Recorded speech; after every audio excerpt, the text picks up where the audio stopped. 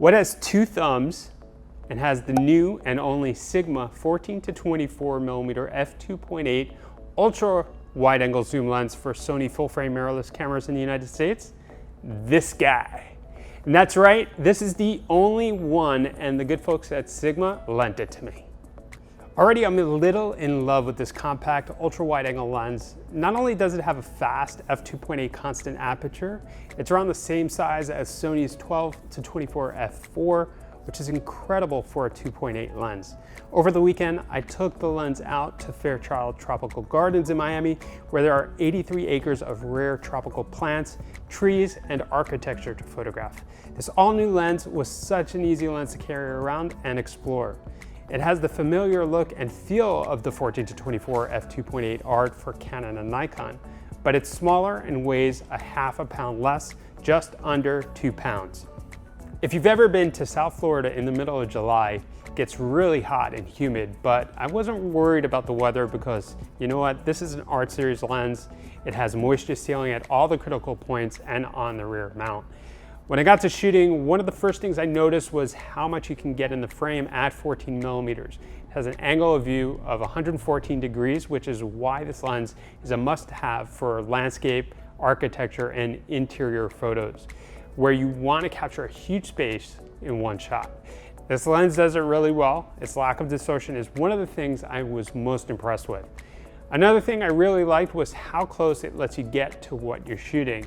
The minimum focusing distance of 11 inches means you can get in close for detail. This is not the type of lens that you necessarily shoot wide open, but when you do, it has a really nice smooth bokeh because of its 11 blade rounded diaphragm. Most photographers who shoot ultra wide like to use a tripod, but the Sigma 14 to 24 millimeter DN is a pleasure to shoot handheld, which I did in most of these shots. The zoom ring is in the ideal position closer to the body, and the focus ring closer to the front of the lens, just the way I like it. Like most ultra wide angle lenses, you cannot attach a filter to the front, but the lens does come with a rear filter holder for attaching sheet or gel type filters in the rear. The lens hood is built in, so no chance of losing it, and the slip-on lens cap stays on nicely. The autofocus was precise and quiet due to its stepping motor design, and I was able to nail the focus where I wanted it using the A7R II.